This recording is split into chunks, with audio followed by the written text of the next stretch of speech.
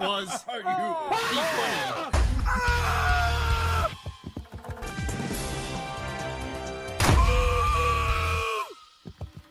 It's me, Father!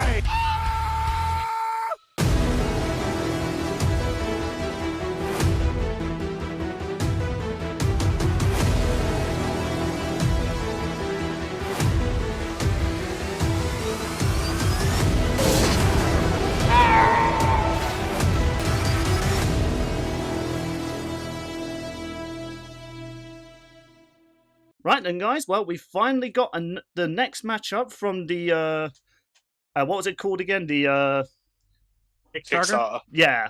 So we are Actually, it's the last one. Indeed, we finally gotten it. Of course, though, we might wanted the characters, but let's be real here. We're not so cultured on the other character. In fact, this will be the first time me, Mate, and Sean are all just like, we don't know. Who? Yeah, but luckily we had hope from our good mate Z-Dog. He reached out to some cool people. Let me introduce you all to call me Koto. Hi, I'm Makoto Saikipo, but you can call me Koto. And that's cool with a K, because he's from the Nether Realm. Oh god, you're the son of Ed Boon. But of course, I did say guest, because we also have another guest with us. Say hello to, I'm really apologizing if I butcher this full name, Anime Maga Mind. I probably butchered that, I'm so sorry, but cooler Annie. Hello. It's actually it's an honor to be here. Yeah, and well, really the honor goes to us, because this isn't just a lads discuss now, this is technically a lads and lass recording. You're the first lass to ever be on a lads discuss, so congratulations. Well, wouldn't have expected that. It took us a woman in the versus community? Nani? Perish the thought. Women are only into sophisticated stuff. Wait, I thought women were real. That's offensive to me. Oh god, I feel bad laughing at that, I'm sorry. But that caught me off I'm sorry, guard. I wanted to crack that joke for that reason. No, that was good. You're already making a good impression on the. Well, I mean, to be honest, like you guys have already made good impressions, because I watch you guys on Z-Dogs' reaction. You guys are pretty fun to watch. Why, thank you. Yeah, so, and now you may be wondering, hey, why have we gotten these guys on here? Because let's be real here, in terms of our friends group and stuff like that, or just people in the verse community, these guys are apparently big knowledgeable on, I guess we might as well announce the next time, Aang versus the Traveler. I think only me specifically big knowledgeable is a bit of a stretch. It's really gonna be Annie who's gonna be helping. I'm just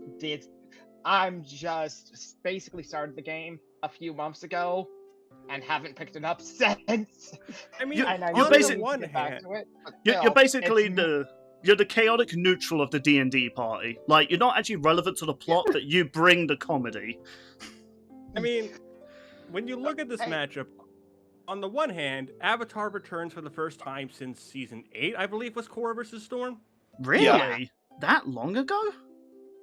Yes. Like, holy hell, like, I was thinking, like, nah, there was definitely one last year, wasn't there? And I was like, oh no, there wasn't. Like, which is surprising, because Avatar has had a lot of new material come out. Like, well, I say new material, more so there's a movie coming out that got leaked. Great job, Paramount. Bunch of comics. Comics, there's a fighting game coming out, which I will admit, that I love the visual of the new fighting game coming out. Oh no, that looks that looks great. I'm just... Gonna be a tough main day one. I think another thing talking about this, first, another thing with Aang is that it's his second appearance since his last one was Season 6 against Edward Elric. Yeah, I feel as though... Oh, sorry, go ahead. Who I found out was actually, in that exact video, was voiced by somebody I look up to. Yeah. Oh, that's dope. Oh, that's... Like, legitimately...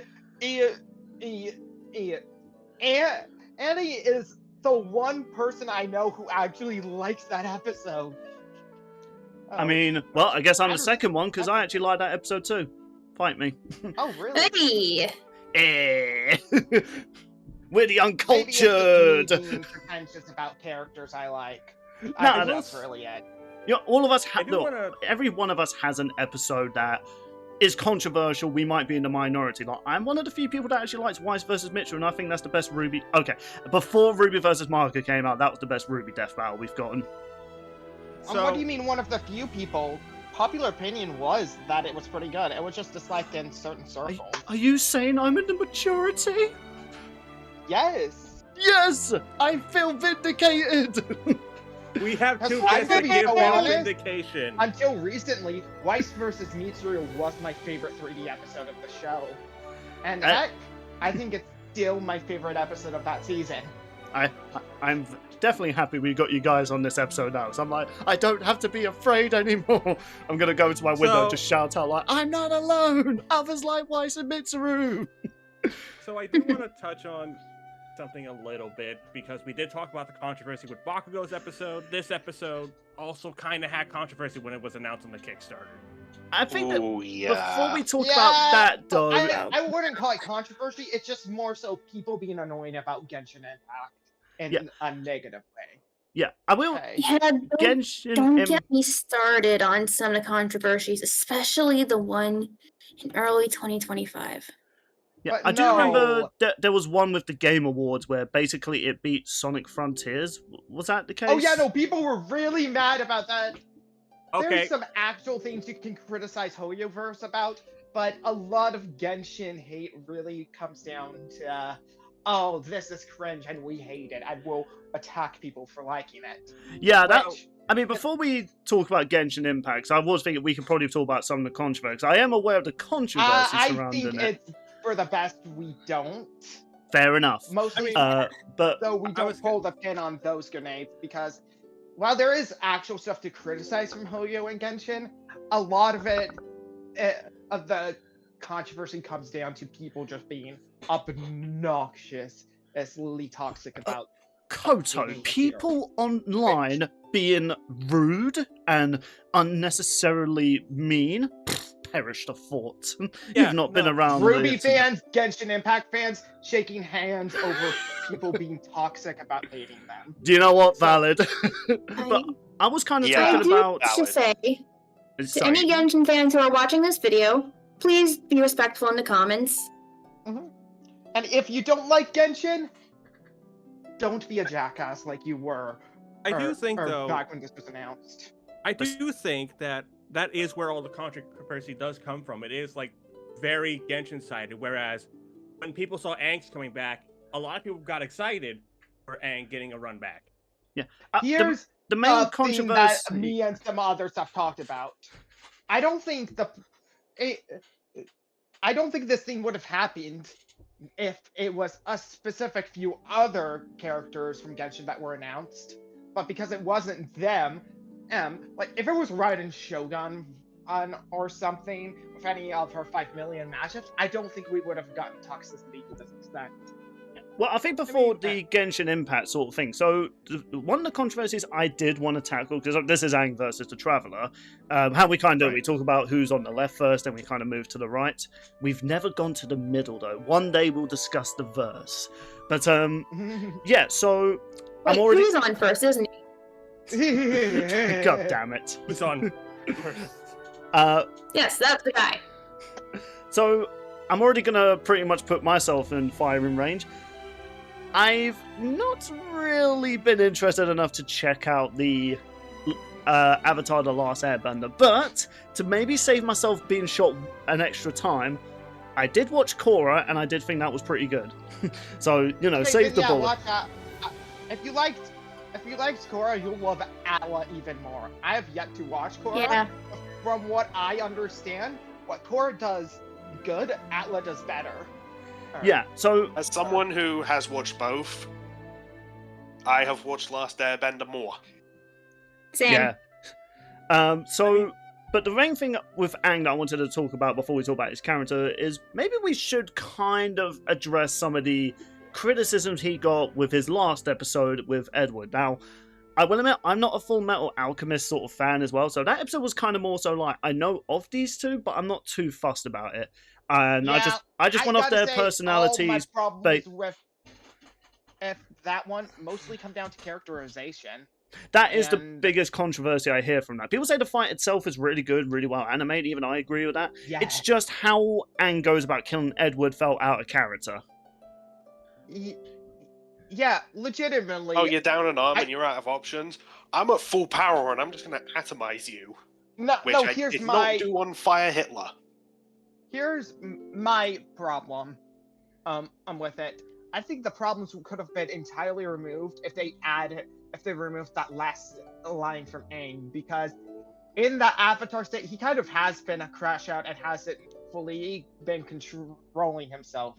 That's probably the Yang Shen in him taking over, because if y'all don't know, Yang Shen and the previous Airbender Avatar's solution to a lot of problems is just kill this guy. And is the one who said he needs to kill Ozai several times. I think another The thing. good old American way. It's even funnier because she's a monk. Wait, she's also, a what? To be fair, a Monk. monk. Oh, Yeah, the Airbenders are monks. sorry. I thought you said a mug, which I thought you were doing like the British, like she's a mug. It's like, wait, really? No, It's like, monk. it's like, I I'm mean, American. I'm not gonna pretend like I'm British. no, that's So- fair enough. I do think also, to be fair to Death Battle at the time, this was their first time tackling someone as pacifistic as Aang was. And Yeah. it wasn't handled the best. But I feel like ever since Doctor Who's episode came out, a lot of people Yes. wanted them to redo Aang for an episode. Yeah. Yeah, like I think. I can agree with like tackling a pacifist character. I mean, not even just in a death battle versus sense, even just tackling it in a media is really difficult, especially if you have someone who's, going to be fighting the forces of evil. It's like, you got to be careful how you write. You can't just say, oh, I'm a pacifist, and then they suddenly go like, boom, boom, boom, boom, and do like Keanu Reeves Yeah. sort of like slaughtering bad guys. But from what I've seen of Yeah. Aang, though, he seems like he's a good balance between he doesn't want to fight, he uses all these tech. Like, I still remember, do you guys remember during like the early like Flash days on like computers, there was this one Avatar game where you had to balance Aang on like an airball. Like, I remember being addicted to that game, like just trying to beat my high score on that. That was when like Nickelodeon had all those like Flash games on their Yeah. website. Really I addictive can't game. tell you how addicted I was to Flash games as a small child. Oh, unfortunately, I was a Disney kid through most of my life, and I didn't really get into Nickelodeon until like the era, and specifically Atla, until the era where Flash games were getting removed. Oh, do you know what? That was a sad day. Like, you can still technically play them, but some of them either don't run as good as they used to, or you basically have to go the Jack Sparrow way. Well, Yeah. On the bright side, I did grow up with the Lilo and Stitch sandwich stacker. Oh Okay. god, I used to be addicted to that as well. Just be playing that in school instead of doing my homework. I'm like, wait, I'm not meant to be playing games while in the IT. You know, No. it's a different sort of game. I still remember, like, in my school days, a bunch of us would go into the library during lunch. And instead of doing actual work, we would just pull up a Kids Next Door game called Flight of the Hamster. Oh, Yeah, When I was a yeah. kid, I just didn't even. When I was a kid, I didn't even care about my homework. I just wanted to play Pop Tropica. If anyone remembers that. Real. I vaguely remember it, but not as much as I remember. Similar to the game Mate mentioned, Toss the Turtle. Not in that way, I swear. Where it was basically you got to launch the turtle from like a catapult, and you got upgrades to make it go further. But anyway, enough about reliving our I think childhoods. so. Let's relive our childhood No, by talking speaking- about Avatar. Yeah, that's Yeah. the thing. Like, that's why a lot of people are attached to Aang, because for a lot of people, he was part of that childhood in the golden age of Nickelodeon cartoons. I always And- look at Aang as kind of like that generation's Luke Skywalker, because many people grow up Oh, with Luke that Skywalker. is such a good comparison. Oh my gosh. 'Cause- actually. Nice. Aang is like one of those characters, and this just by what I got from the Death Battle, what May and Sean talk about Aang. He kind of is one of those characters that inspires people, like, in a way, something like to Luke Skywalker and Superman, like, try and be someone like them, Yes.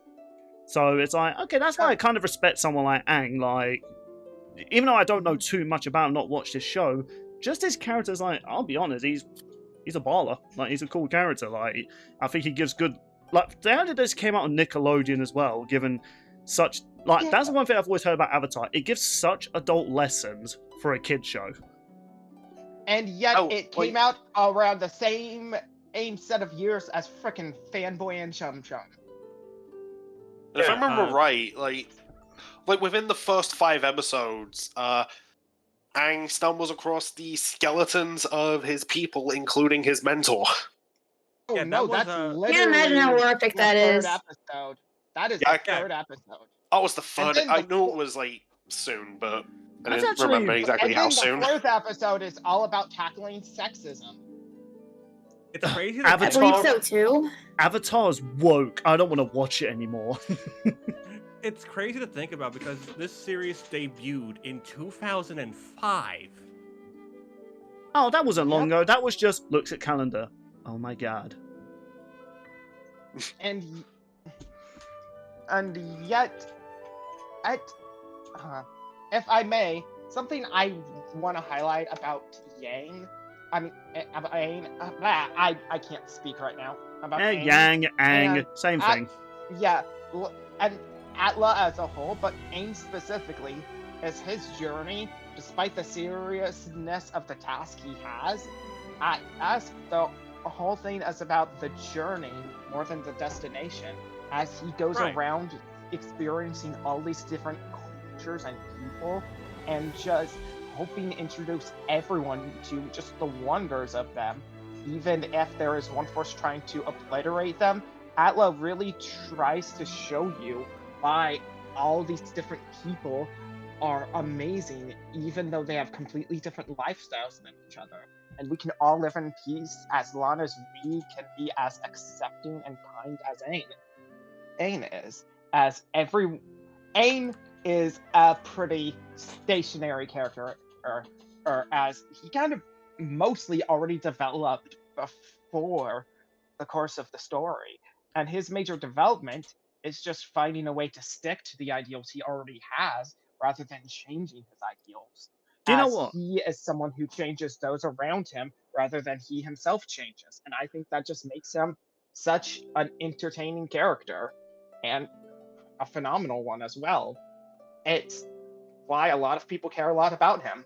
Do you know, now that you mention that as well, do you know what? Most underrated main character trope is the stationary character trope. Because people kind of look at that as like Mary Sue, and I'm like, no. People need to get the difference between a Mary Sue and a stationary. These characters aren't going through major development because these characters are inspiring other characters to go through their development. And Mary Sue just basically, they're perfect and they solve every problem.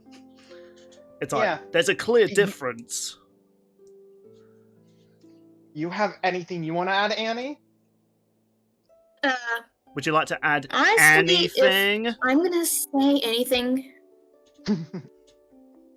I do kind of honestly want to admit that around the time I was watching, I thought Zuko and Katara were gonna get together, but they didn't. But I'm actually happy with Katara and Aang. Yeah. And Was there a I'm crazy kind of a ship in tough Wars? kitty myself, because Yes. kind of grew up off her personality. Oh, yeah, can we talk about how Atla actively had a character with a major disability that was not only a main character, but arguably probably the toughest of the group? And was a strong character because she very much is disabled. They show this throughout the course, but she manages to be powerful in spite of her disability, and that's awesome. Atla's woke, I love it. Yeah, and I have to admit, like, heaven forbid this ends up happening, but say if I end up, like, losing, like, a sense or something, I hope I can go about it, like, the same way that Toph does, where I'm even, like, able to use it to, like, make some jokes. Like, I don't know, say... Yeah! Like that scene when Sokka was, like, drawing, Appa, and everyone was like, wait, that's supposed to be Appa? And he's like, okay, I haven't seen him in a while, okay? Toph's just there like, hey, it looks just like him to me. And at first he's like, oh, thank you. Why do you feel the need to do that? or just like, it's so dark, I can't see. Oh no, what a nightmare. Sorry. And then there was, oh wait, oh, look where it is. That's what the guys will say. And And I do have a disability. While it's not my senses, I have ADHD, and I feel like that is kind of a thing apart from me. Yeah. I mean, you're doing better than me at the moment. My condition is I'm a Londoner. Yeah.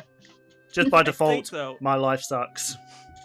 I think as a whole, um, when it comes to Aang and his story, it's just inspirational just to see how he affects other people around him, and his whole journey is a really interesting saga for people who've never seen it, especially coming from, again, Nickelodeon, of all studios to make this show. Yeah, I was gonna say, you have a show that tackles like, growth, overcoming like horrid obstacles, war, politics.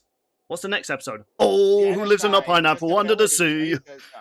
SpongeBob SquarePants, yeah. Also, something that set him apart from like a whole bunch of other protagonists, like take like Luke Skywalker, who like wants to become a Jedi, or Harry Potter, who was like mesmerized by magic and wanted to explore more of that world.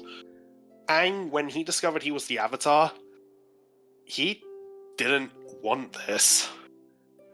I mean, if you basically learn that your entire life that you've known up till now is going to be thrown away because you are going to be forced to have this massive responsibility of saving a bunch of people, and you just want to be a kid, Ed, just And that's why he respected Monk Gyatso so much, because he was the one person who never treated him like a prodigy or the Avatar, but the one person who treated him like the kid he was.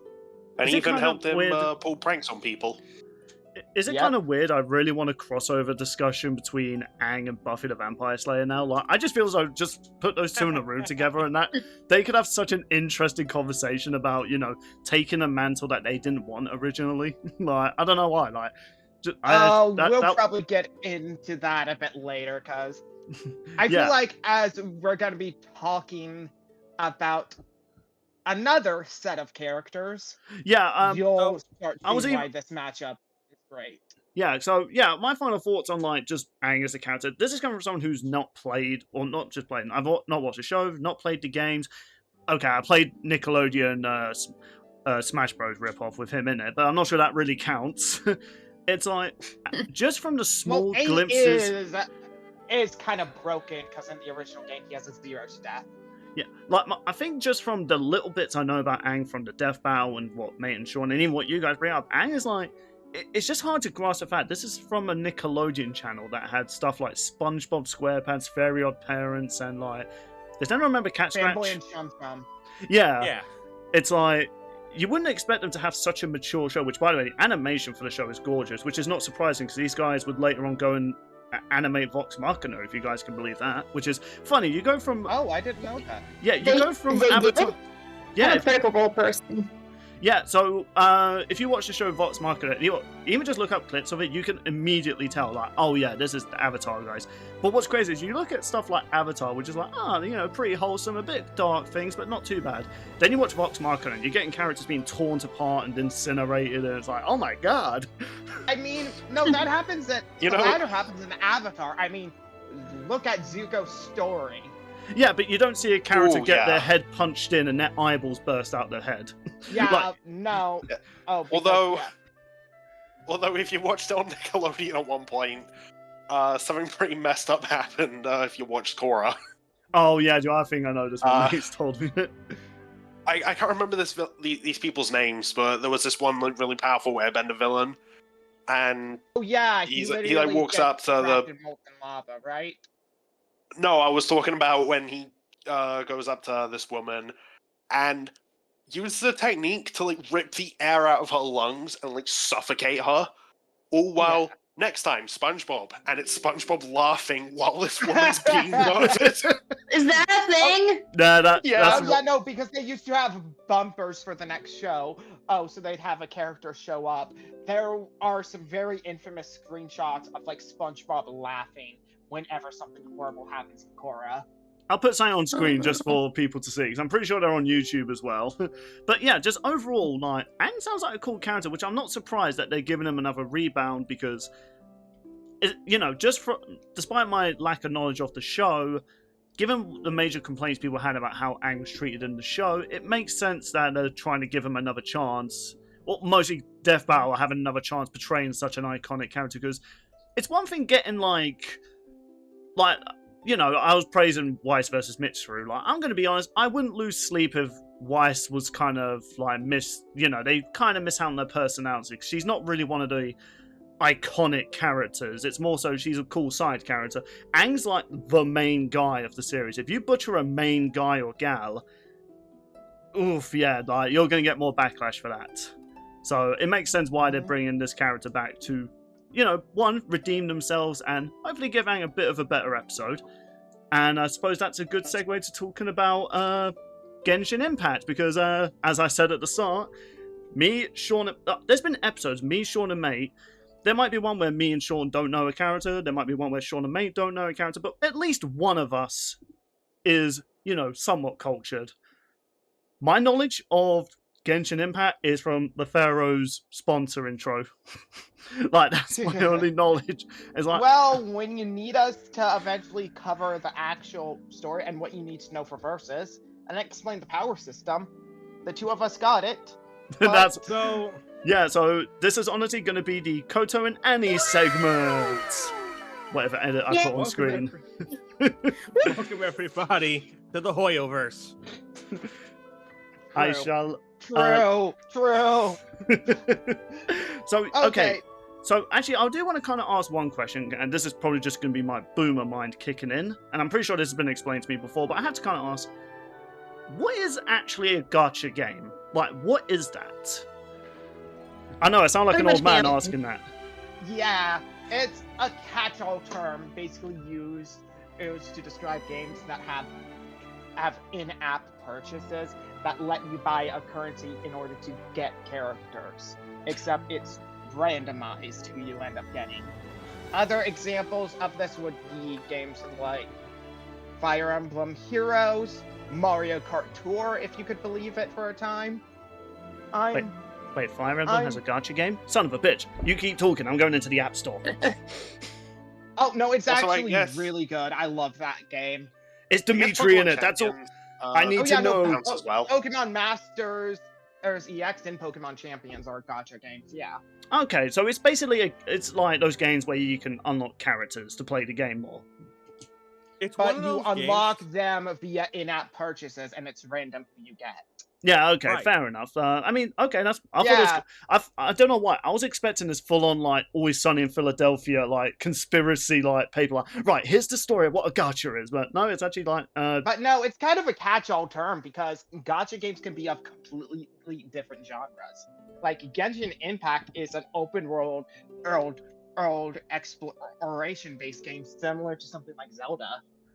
If I ever make a gacha game, I'm gonna call it Gacha Bitch. And yes, that is a Chappelle reference. So when you get a character, when you get a character, it just goes Gacha Bitch. I'd play that game. Yeah, that would be funny. Welcome to Lads Gacha Bitch. As long as you have characters that are attractive enough, you're gonna make a ton of money. Allow me to introduce the first character, Billy, and my game's already been shut down. Let's tell Bill a fun fact about the Traveler real quick, since he's in a Fire Emblem mood. Hey, Bill, guess what Traveler and Byleth have in common? Go on. I am. They have hot take. They have Byleth the is same underrated. VA. Really? Wait, hold on. Byleth has a VA. He has Zach Aguilar? Yeah, Engage. Yeah, I forgot Fire Emblem Engage. I literally completed that last week. But the person who did all his grunts and simple things, as well as in Heroes, O's, and Warriors. Yo, that guy had the easiest job. Also known as Tanjiro from Demon Slayer. Really? Again, Bill. Yep. Bloody hell, this guy voiced a lot of my favorite characters. That's male Traveler specifically, also known as Aether, because there's two of them, and they're canonically twins. And Aether, the male one, and Lumine, the better one. It depends on which twin you choose that makes your journey. Yeah. The twin you do not choose is kidnapped, and you must go on a quest to search for them. Okay, that's actually kind of cool. I do have a question, though, regarding this aspect. Because this episode has been changed title-wise so many times. In your honest opinion, do you think Death Battle is going to composite both Aether and They Lumiere? literally have all the same feats, its abilities, Okay. and so on. So it is it literally doesn't matter. They So it's just gonna- have slightly different personalities. It's going to Despite pretty much be having like the same one. it's going to be like when they eventually bring either Byleth or Chrome into Death Battle. Or not Chrome, who's the character you play as in Awaken? Yeah, Robin. Like, it doesn't matter which version they use, they're basically the same character, just one of them has bigger tits. And the whole... It's a similar thing with Astral Chain, where the character you don't pick, it is still your twin and sibling, and performs story point later on, but it literally doesn't matter which one, because they all have the same exact powers, or they can perform the same feats.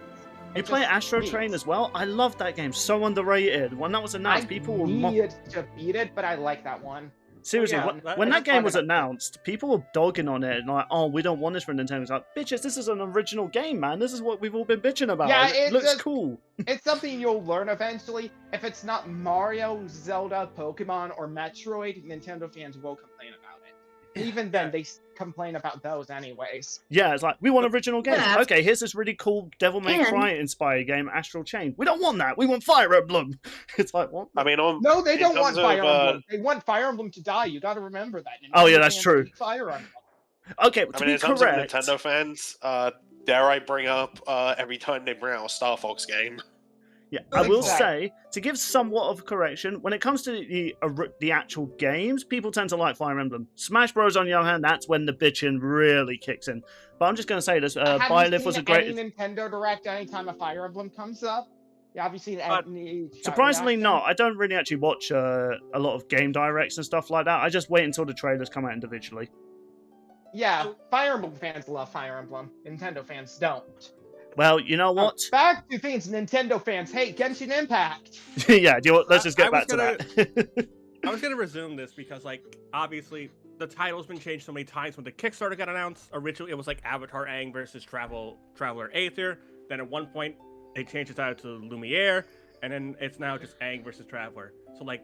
I think that's because it literally doesn't matter which one you use. And heck, if it were me using Traveler, or I would just refer to it as Traveler, so that way it could be either one. But in animation, I'd just use the one I like more.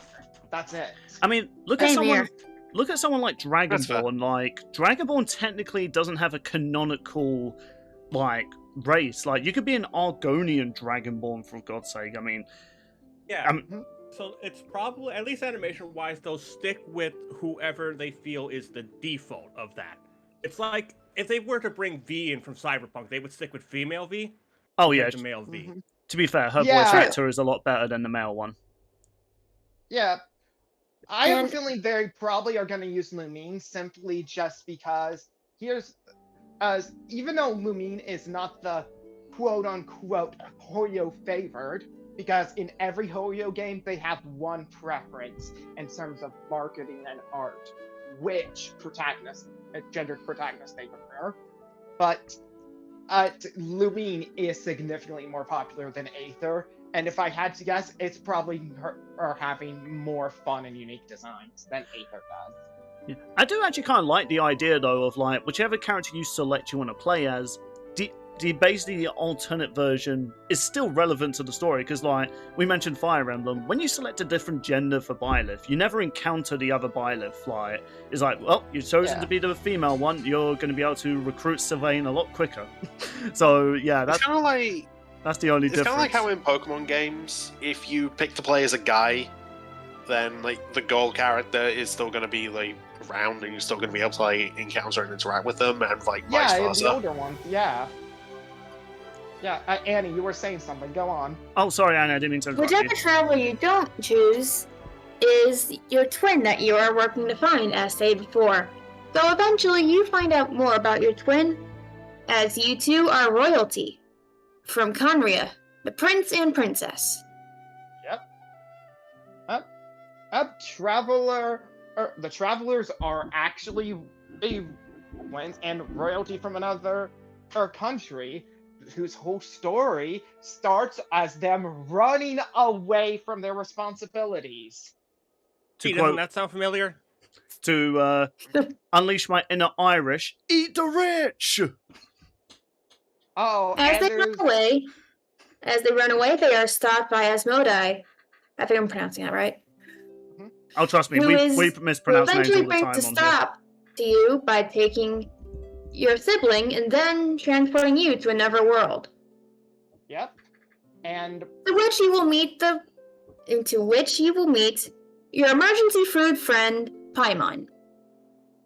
I hope that's a joke somewhere in the analysis portion. I know that joke, and it's the funniest thing of that game so far.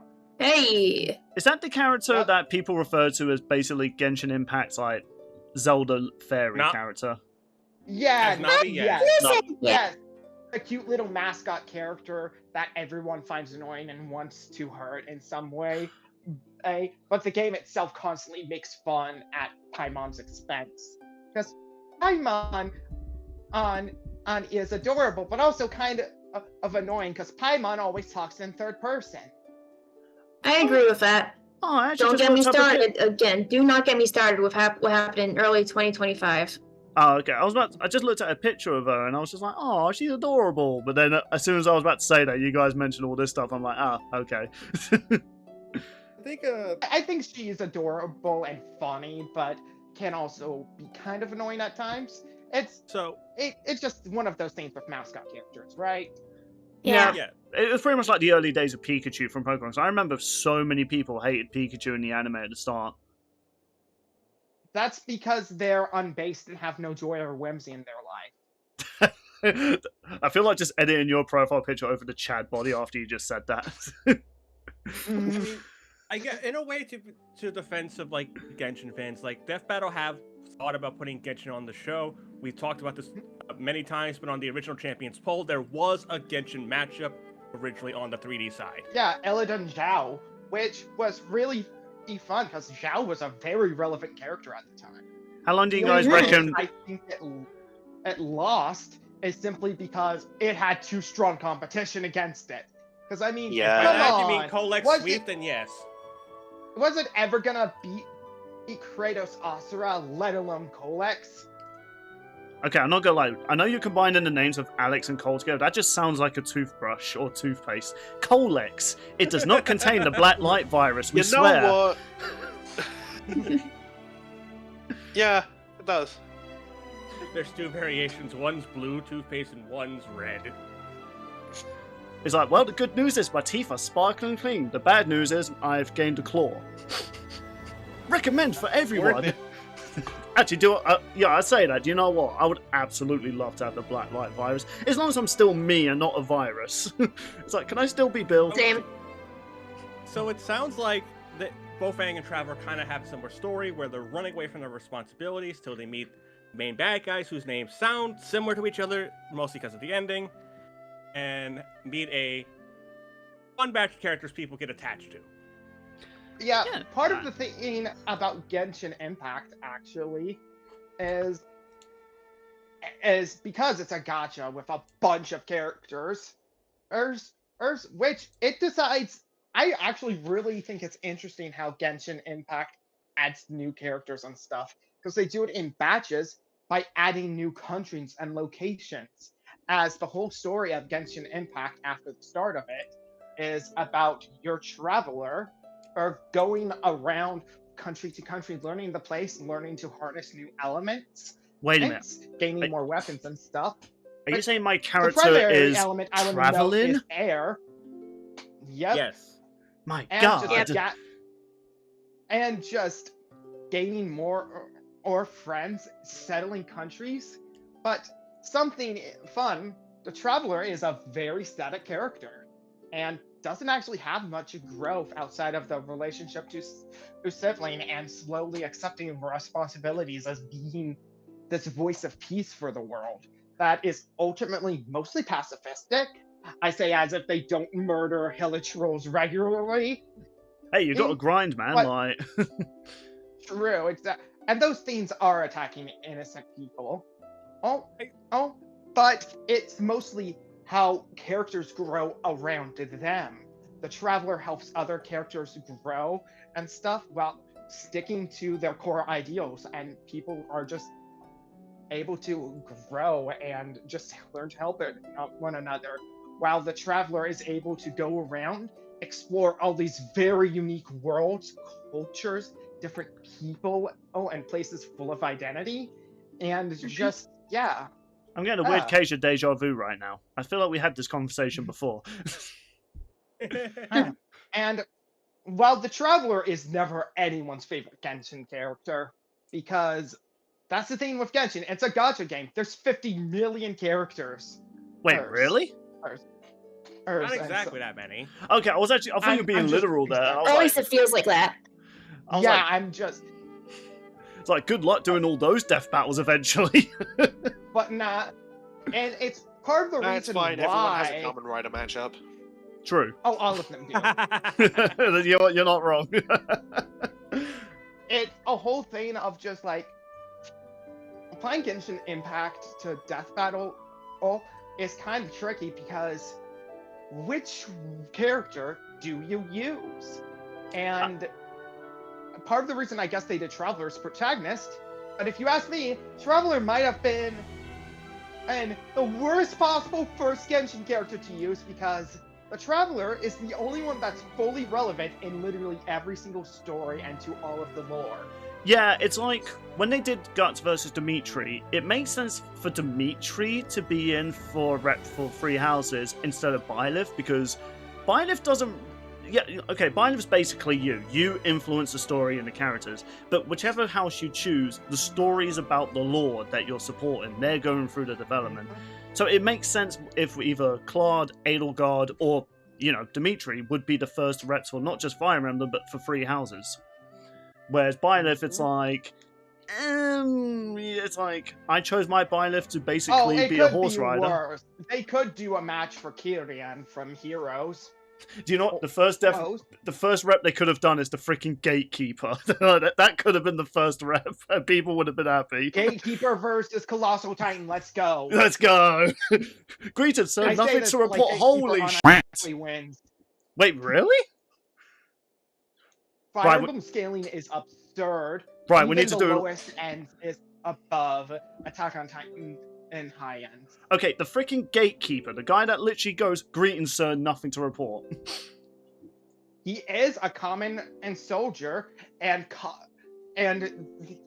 even a low-level spell that can be survived by anyone literally summons meteors out of space. Right, guys, forget the next lads debate. Spy versus Agent 47 can wait. Mate, we need you to get on Attack on Titan right now. Koto, we need you on the next lads debate. We need to solve this. So, the thing with Genshin's story, it's going to be interesting for people who've never really experienced Genshin to finally get to see what more it's about besides, obviously, its main attraction is its characters, pretty much. So it's going to be cool to see Death Battle focus more so on the lore of this game. Yeah, as someone in the LaFaro sponsors it, it's all about the characters, baby. Let's go. Look at all them characters. Let's go, characters.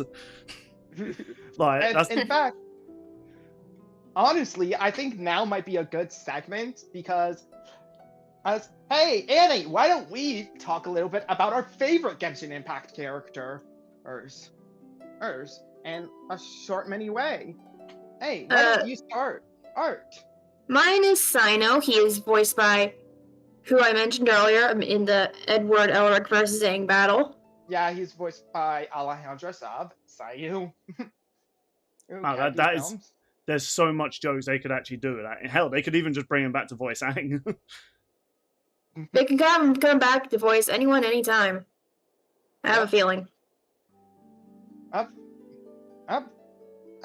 And my favorite character is Special. She's an electricity user, or with a bow, who is a massive Chubinho. She has massive delusions of grandeur, or being a noblewoman that kind of is just going off on self-proclaimed quest as a creator of the universe, alongside her electric spirit Raven, but she's actually able to back up a lot of the absurd stuff she says she can do because she's actually a really competent and skilled fire and electric user. And even more than that, she's an archer. You kind of made her sound like and a Stan Simon was user also from Electro, JoJo. by the way. And speaking of Electro over our elements.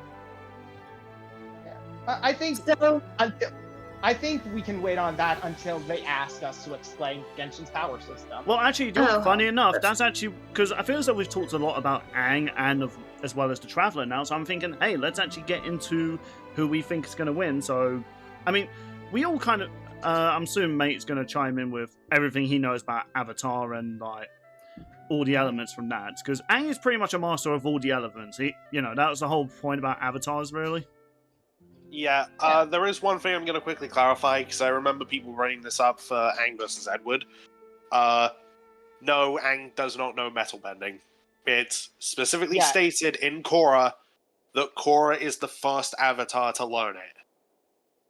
That's actually kind of surprising, because I would imagine someone who's like meant to be like basically the, you know, skilled and able to learn all the elements bending. It's surprising that metal bending isn't one of them. Metal bending came like towards the end of Avatar: The Last Airbender, I'm pretty sure. Yeah, it was no, it was actually near the end of book 2 when Toph like basically just invented it.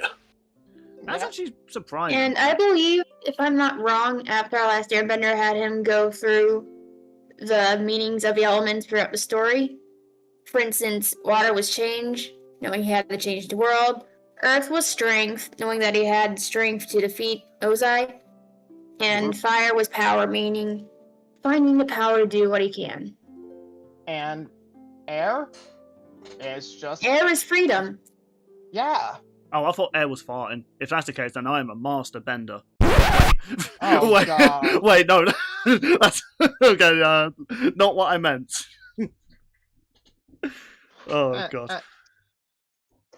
Yeah, but of course, like, you know, there are other things he can do. Like, of course, with water bending, you can manipulate like ice and steam. I don't believe Aang can blood bend, so there's... He doesn't know. He can't. He hasn't learned that from Katara, as far as I'm aware. I mean, he Also, he I could don't definitely think learn Katara it. would even want to teach him. Oh, absolutely not.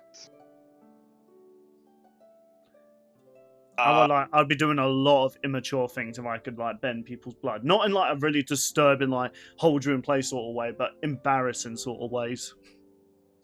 You would just do the stop hitting yourself. Stop hitting yourself. Yeah, that's literally what I was thinking. Like just making you hit yourself. So from Zuko, he learned how to be able to redirect lightning, which he was able to do against Ozai. Mm-hmm. Let's see, of course, there's firebending, various kinds of earthbending, like pretty much anything that is rock. There's also like mud and sand, and with airbending, he's able to use it to like boost his own speed. He and Katara were able to like bend like clouds in book 1 to make like a giant skull. Yeah. I bet that must have been a bitch to animate for the animators. Mm-hmm. Again, I can only imagine. I can actually imagine all the elemental attacks they had to do in that animation was probably time consuming. Can't imagine. Yeah, again, they probably got the budget from SpongeBob, so yeah, they had plenty of money. Well, there are certain techniques that Aang's never like demonstrated. We could probably say like it's fair, like, I don't know, to consider, like, for example, Katara learning to just bend her own sweat. Yeah. Ew. Gross, but still a thing they can do. I mean, it is still water. Yep. Once again, ew. There are, like, these other water benders that learn how to, like, bend vines. Mm-hmm. Because, hey, there's a lot of water inside living things. Indeed. Which is why water bending is the most busted bending. There's, of course, like, his glider, so he can, like, fly around, which comes with snacks. Wait, what? There's like some like a snack bar above it or something like that? There's a No, little he has a compartment little- that opens and it drops like bite-sized snacks. You know, that Yeah, would be he me on a stores hang glider. Be like, Bill, how's it going up there? Just me cracking open a can of Pepsi, like, what? It's like, oh, yeah, it's pretty and- high up. And one thing that I kind of want to correct from Aang's last appearance, because I learned this through watching Korra, in the last episode of Last Airbender, Aang gets a new form of bending where it's like spirit bending, and he uses it to take Ozai's bending away. Okay, I have to ask, what exactly would like spirit bending be as an element? It's energy bending. Yeah. And I'll just go there, because I feel like freaking going like Kronk, like, by all accounts, that doesn't make any sense. Just pulls out the elemental chart, like, that doesn't make sense. Yeah, but they said, like, Aang has to be careful, because if used improperly, it can, like, tear up his soul. Which, yeah, but he's able to use it, like, more effectively in Legend of Korra. Like, there's a flashback where, like, I'm blanking on somebody's name. Like, he takes bending away from somebody who was using blood bending. Sorry. Yeah, it's something he did in Korra, like, relatively just, like he's gotten better at it. Yeah. Okay. And and any skill that any avatar in the past has used, he should be able to use while in the avatar state as well. Yeah, I mean, which is when he's like his most powerful, and Avatar Kyoshi was able to create a whole new island with it. man, remember when Death Battle were going to have this guy fight Harry Potter? Oh yeah, Harry would have been fine. I mean, he was still... That's they didn't do it. Yeah, let's be real. As much as I do like Harry... Well, I like the first two Harry Potter films. There's no matchup out there where I don't think Harry... I mean, the only matchup I can think he actually doesn't get stomped is against Frodo. Which apparently was a matchup, but I can never find any thumbnails for that. Yeah. I mean, if you have to what else was I beat gonna up say? beat up a non-magical hobbit to win a death battle, I'm not really sure that's a win. Yeah, and we mentioned the Avatar state. While in that state, he gains all the knowledge and experience of every previous Avatar. So that's like thousands of years worth of experience. I think at least 8,000. Like, that's like the bare minimum. I can't remember the exact number. I mean, even if it was just like 200 years, that's still a lot more experience than... Does a Traveler have a similar thing where they're reincarnations of like... No, I didn't think so. So I think Aang's definitely going to have the experience advantage, even if it is just basically a cheat mode. He basically goes into no-clip mode from Gmod. that's the Avatar state. By that logic as well, he also takes skill. I believe that if he is killed with this using the Avatar state, that cycle will not be active anymore. Yeah, which if he's means... playing in the Avatar state, then he literally... and even then, he isn't fully himself in the Avatar state. Right? As all the Avatars sort of form together like a hive mind. Oh, that's not... Which is why he exited the Avatar state in the battle against Ozai, because otherwise Ozai would have died. So basically, the Avatar state is Sukuna before Sukuna was a thing. I wouldn't say that, because at least the Avatar state is filled with people that are actually good people. Fair enough. I'm looking at you, Yang Chen. just in the corner, like, you don't have to call me out like that. Just pouting in the corner. No, I'm calling Yang Chen out because people assume Kyoshi is like this murderer because she killed one person for a pretty good reason when no other things would exist during the creation of Kyoshi Island. In fact, what's funny, she didn't even kill him. Well, she took responsibility for it. I can't remember where I saw this from, but I remember there was this one meme. So I'm not sure if it was from a TV show where someone's like, you murder one person, suddenly you're a murderer. Yes, that is the literal definition of a murderer. Like, I wish I could remember where.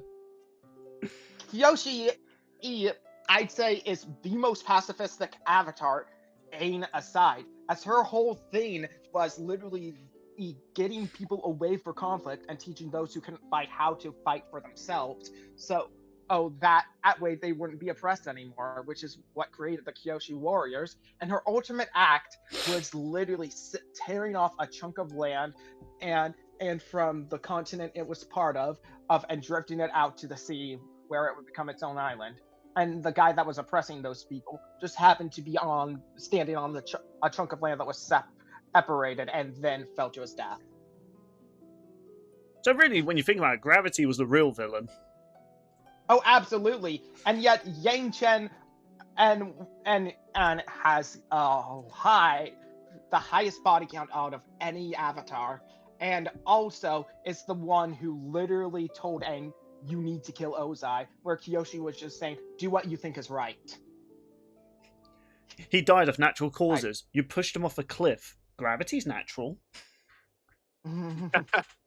She didn't even push him. I'm just defending Kyoshi by bringing up who the true menace. That probably was the reason why Edward Elric was killed in the way he was. The Avatar's a menace, wrong. Damn it! Just James Jonah Jameson. Like the Avatar's a menace. Gets a whole bunch. They're crap, mega crap. Do you know what? Let's actually talk about like the Traveler's abilities. You guys brought up two characters. I'm sorry, I can't remember their names. But you know, they had like elemental abilities. So I'm assuming the Traveler is pretty much and Sino, who both ironically use the same element. But I'm assuming we get into that, because I was just gonna start off with the simpler or part of the Traveler's weapons, and where first off is a sword, or several swords actually, mostly broadswords, which they're swords. They can have different effects depending on which ones are equipped, but probably most notable of equipment is the Traveler's glider, which there's a bunch of different gliders in terms of customizability and such, but they let the Traveler freely fly around the very, very massive map in quick time, and can be guided using the Traveler's manipulation of elements. Start with the first element that they know, wind. Let's get onto those elements, shall we, Annie? Of course. First, we have the animal element, wind. There aren't any known weaknesses, but it is the area of freedom as well. Believe it or not, they have two things in common in the ways of air. Yep. Traveler can and use it and as well as others in several different ways, but the most common of which for Traveler's first special attack is basically a giant Rasengan. I approve, as a Naruto fan. But over the course of the game, Traveler gets, and learning the cultures of others, Traveler can learn how to harness the other elements. And why don't you go down the rest of them? Next up we have is Cryo, which actually is ice, which is separate from water. The land ruled by the Cryo Archon, the Zarista, who is pretty much a major villain as well. Its weaknesses are Pyro, Electro, and Geo. Cryo is part of Shazaya, the Nation of Love. How ironic that the element representing love is the coldest one. Puts a whole new meaning on cold-hearted, right? Mm-hmm. There needs to be a joke about Boomstick's ex-wife when they're talking about that. Oh gosh, Maybe. We haven't had one of those in years. You know, I always tend to forget Wiz also is married. I tend to forget that. My headcanon is that he married Boomstick's ex-wife. Which one? Oh, absolutely not. He doesn't have 4 arms. You know what? Good point. Okay, but go on Annie. Next up we have Hydro, which is water. which is found in the nation of Fontaine, the nation of justice. So instead Ruled of calling by- it water, they called it hydro? Mm-hmm. Yeah. Also, whoever was the person that named the water nation Fontaine, just I like that. Yeah. Like, it's such a simple thing, Yeah, but and I that's respect that. where Ursula is the Archon of that area. Oh, and the Archon of Amino, before I go on, is Venti, Barbados. Oh yeah, Ben silly. Also, in Fontaine and the Premio Hydro user you get for free as part of the story of Fontaine is the silly little magician girl known as Farina, who should totally fight the great and powerful Trixie in a future episode. Do it, cowards. But we also have Electro, Lightning, the Nation of Eternity, part of, I believe it was, Inazuma, ruled by the Raiden Shogun, which is the Archon there. And speaking of Raiden Shogun, in order to keep the eternity and protection of her realm, separated it from the rest of the other nations by creating a countrywide thunderstorm. That happens a lot more often than I realise in fiction. What? That happens a lot in fiction, like thunderstorms that just arrive when the characters summon them. Yep, and that thunderstorm is maintained throughout the entirety of Genshin Impact until you end up breaking in and defeating Raiden Shogun. Who, I'm gonna be so honest, I'm so surprised Raiden Shogun is not the first Genshin Impact rat. Because she's the most popular character and has a ton of different matchups.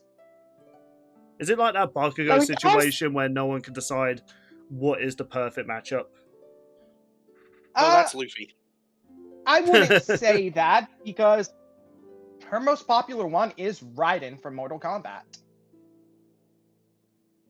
But that one's pretty mostly unanimously agreed as the best one, even outside of haha funny names. But we also do have the Nation of Pyro, which is fire. The known area is Natland, ruled by the Pyro Archon Mavuika, which has a very complex story, if I'm gonna say so myself.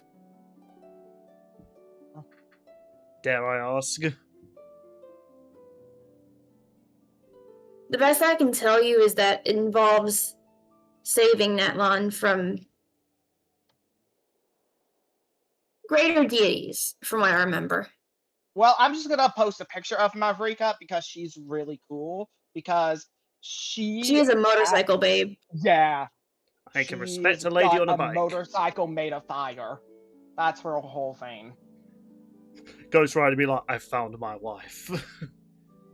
Okay, that is actually that is actually a sick design. I like it. Not just a motorcycle. Ghost Rider be like, I found my new ride. Give me. Yeah, not just the character Well, itself, even the Are you motorcycle. talking about the bike, or you know what? I'm gonna stop myself there. No, Probably for the best. no, I'm saying like the character But looks let's cool not as well, but forget I like about- the motorcycle Okay. the most. Sorry. Let's not forget about Dendro, the area of nature, ruled by Nahida, who is the Dendro Archon, Sumeru's patron goddess. This And nature element is basically your plant life. yeah, Tree manipulation. which is where Sino is from. Yeah, but something I want to mention about it is, despite this, there are characters harnessing this element who actually create light constructs, and like actual light lasers. Or this one character known as Gaming, who has a little pixel guy following around who hates him. Don't you mean Kniech? Okay, his name is. Oh, Gaming's a separate character. Oh, okay. I was going to say his name is Gaiman. He has a pixel that follows him around. I'm sorry, the joke just writes itself. But nah, here and there is a different And then character. I'm finally- disappointed. And then finally, we have Geo, which is Earth, in the home of Liua, which is ruled by the god of contracts himself, named Zhongli. You know, I do know this character. Yeah, I do see this character brought up a lot. Yeah, Ganesh, because yeah, no, he has light constructs, including the pixel guy. So like, Genshin Impact is very blatantly light speed. Speed is what I want to mention.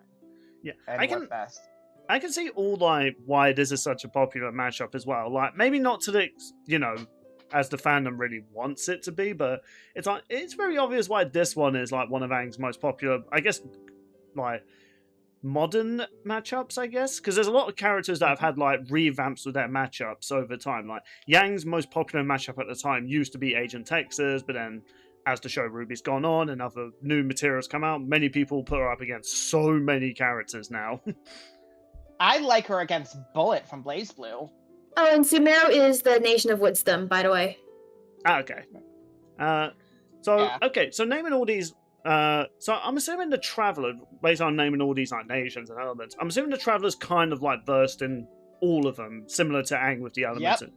Yeah, I had a Yeah. A feeling. big part of Genshin Impact story is as you travel to a specific nation, you learn how to harness the abilities of that nation.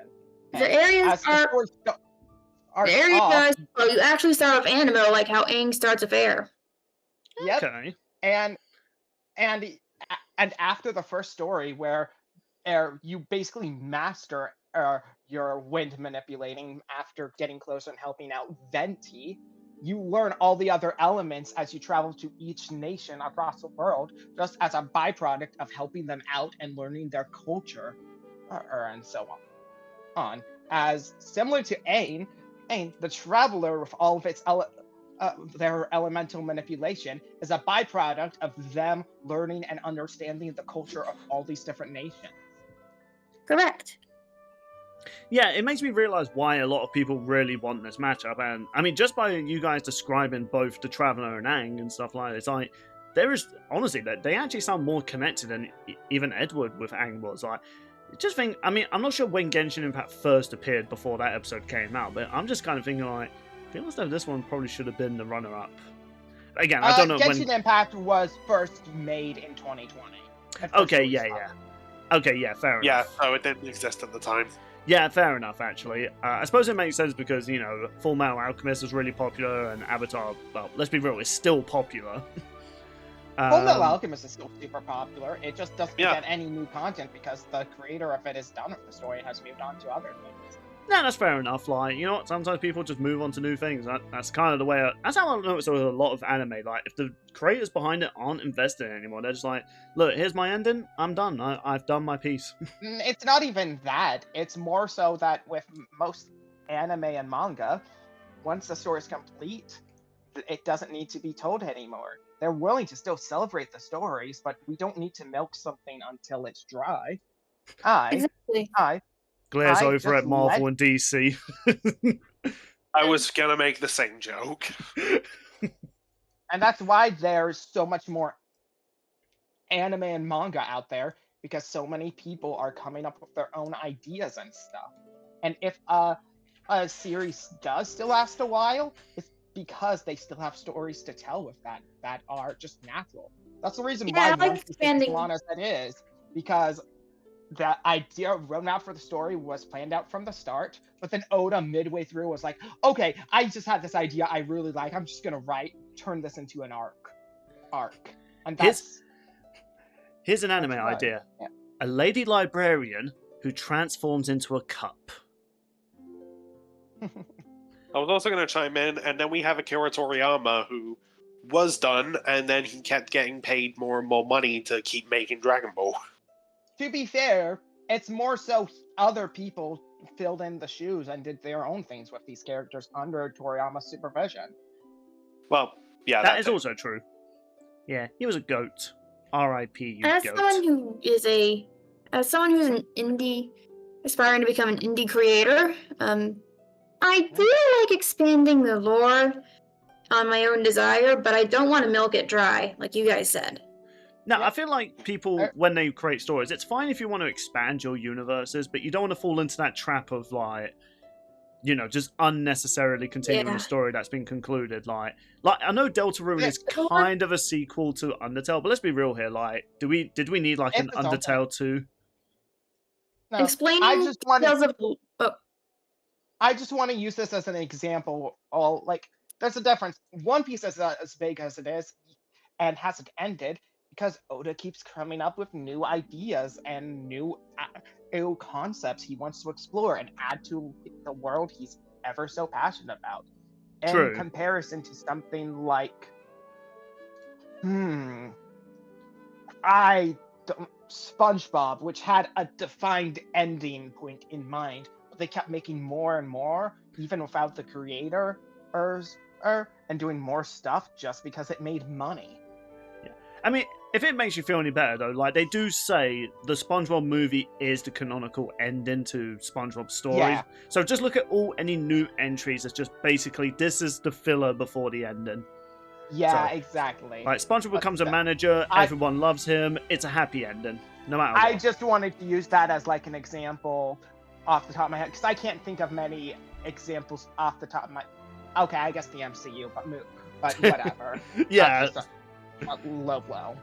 Yeah, I mean, I feel like bullying the MCU at this point is basically kicking a dead horse now. It's like, look, people kind of know it peaked at Endgame, and I mean, we'll wait until Doomsday. Maybe they could, maybe they could dance on the naysayers with it, but we'll wait and see. But I tell you what, we have gone about this segment for a while, so I guess we'll get into who we think is gonna win. So I guess I'll ask you guys this first, because you're our guest after all, and we have two guests on, so you guys are more familiar with these characters. So when you look at these two characters and all the things they can do with like elements and their weapons, who are you guys kind of going for this matchup?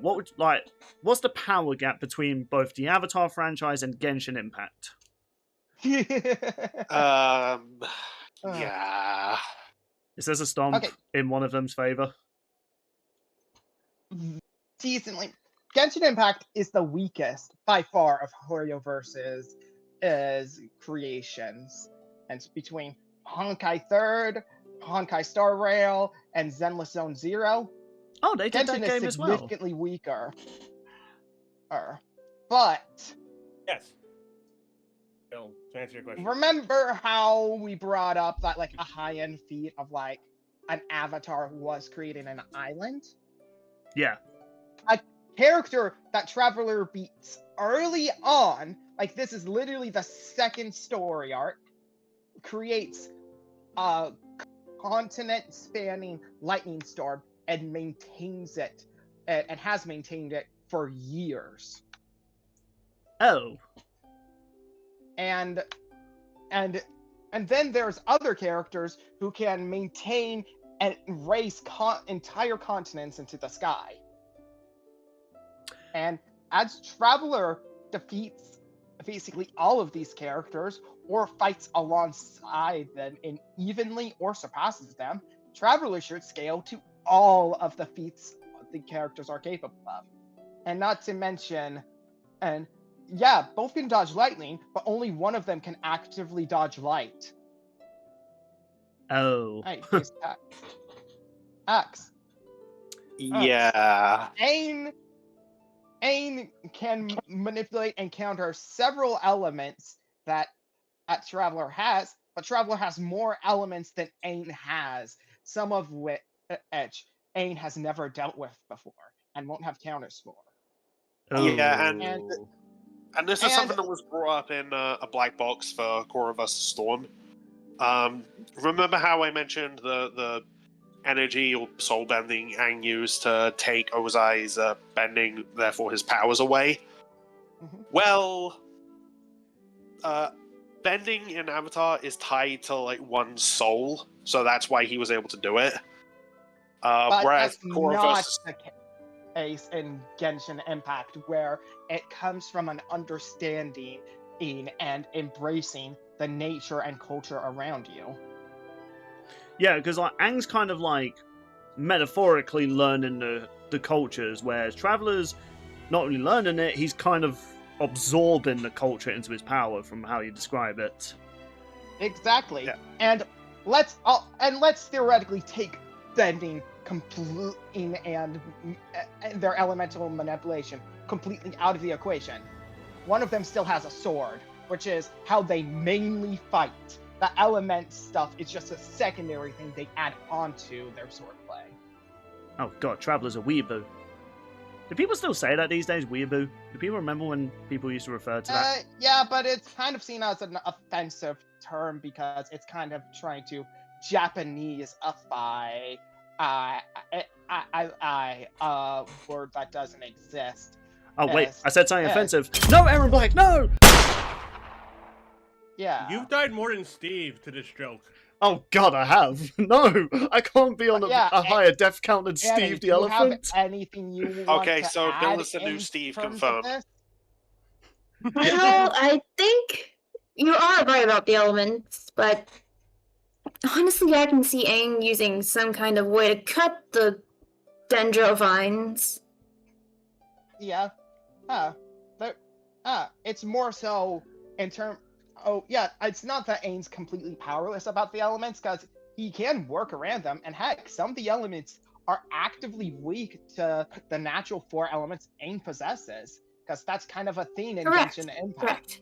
Correct. Okay. However, all if the you elements work around with each other.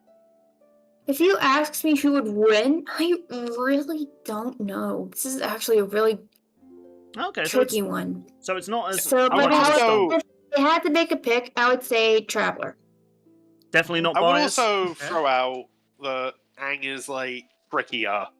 Like the way he like zooms around a fight and even like goads people into making mistakes, like when he got Zhao to blow up his own ships. Yeah. And Yeah. I do want to mention, though, in terms of skill, Traveler is very quick in terms of picking up on things, as a big theme and finding weaknesses within people's fighting style, and has even defeated someone with over thousands of years of experience, because he kind of defeated someone who was essentially an avatar of themselves. That being, I'm gonna say her name again, Raiden Shogun. Who was linked to as the shogun of that nation is linked to a spirit that links the knowledge, combat skill, and stuff for all of eternity of this nation, and which is what makes them the shogun. Kind of similar to how the Avatar is reincarnated. Yep, and Traveler ends up defeating them in combat. Okay, And then. basically, every fight for Traveler is basically like a Dark Souls boss of sorts. Parts where most of the stronger enemies completely start off, where it's all about learning attack patterns and dodging them in order to reduce damage done to you. Mm-hmm. I do like Soul-like games. Old school Dark Souls veteran, Xbox 360 era. But I'm just gonna say this game isn't nearly as hard, and you have more than enough health, assuming you're not under leveled to deal with most enemies you come across. Grinding's for wimps. Then I get my ass kicked for studying grind. But I tell you what, I'll let you finish your point, because then we'll probably have to wrap up this segment so we don't go on too long.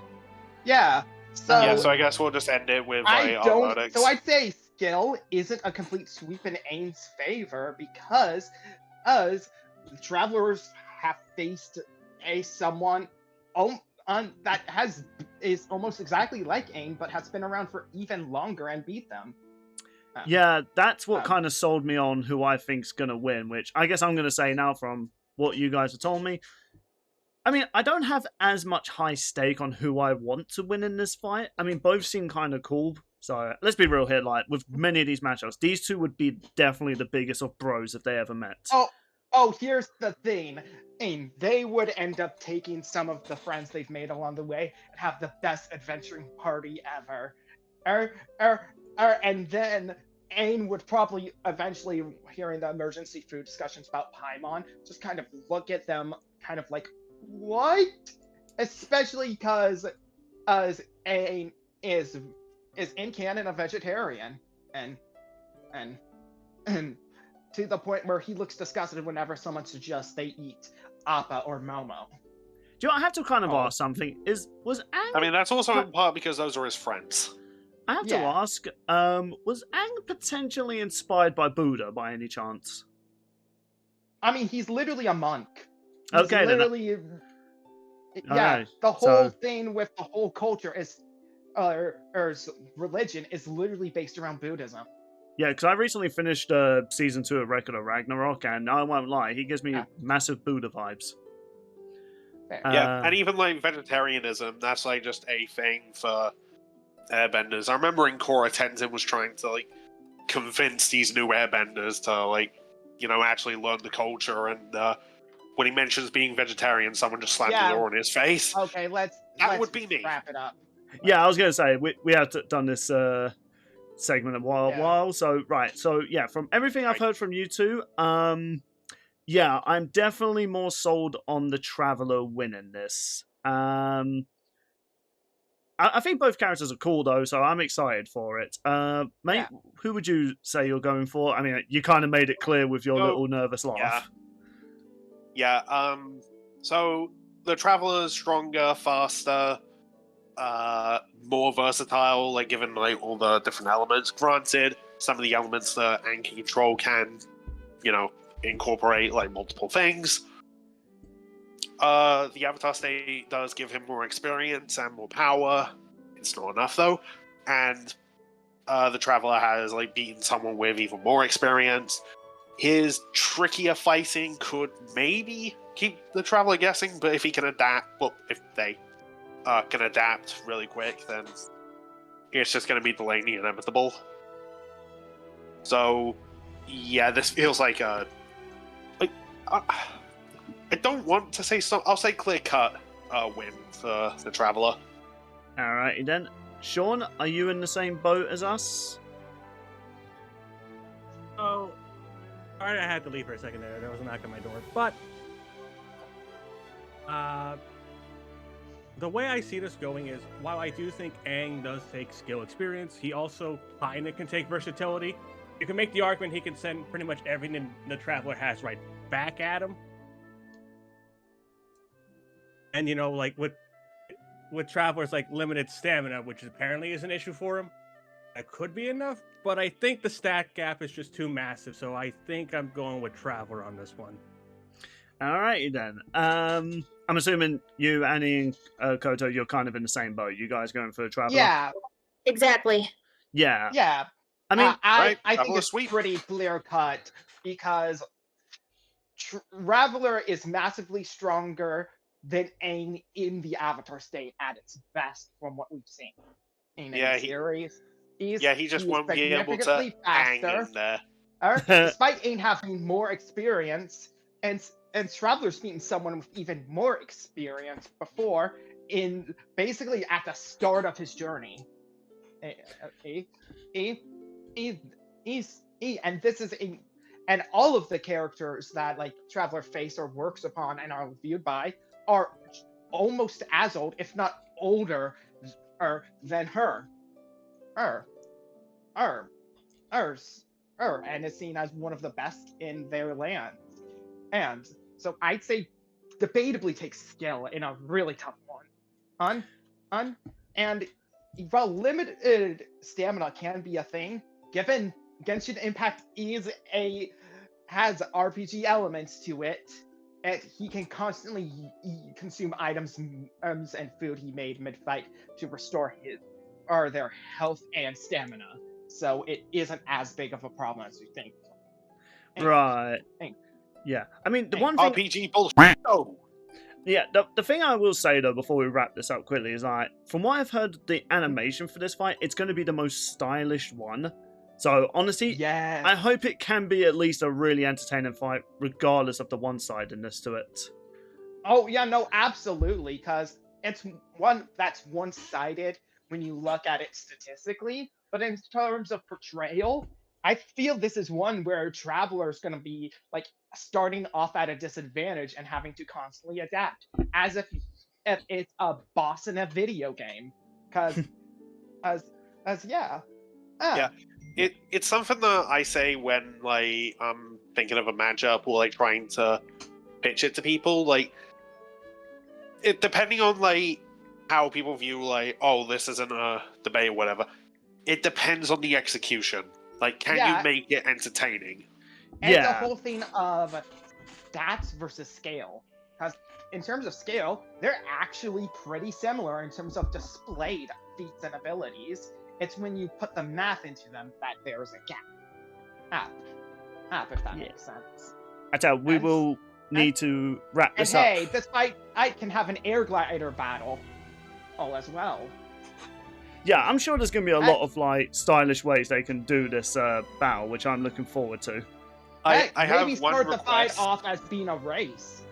Ace with their gliders. I have one request. At one point, Aang, ride your glider as if it's an extreme gear from Grosswalds. Okay. He's going to be doing that this year anyway. A fun moment you could have as well is like them doing a clash with glider and sword, and then the glider gets cut in half, and just kind of looks like shock, and then busts out firebending, and as if to get Traveler away from them. So yeah.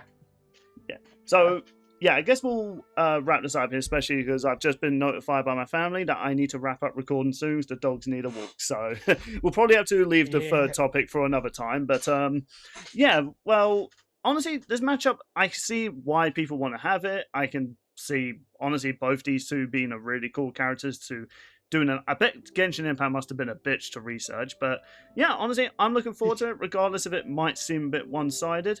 And, you know what? Good shout out to Annie and Koto for joining us for this, mostly just to inform us on Genshin Impact. Honestly, sounds really cool. Pleasure to be here. Yeah. As a tradition, what we tend to do with our guests, we tend to send them to places after the recording. So for you guys, we're going to be sending you to Raid Shadow Legends. Enjoy! No!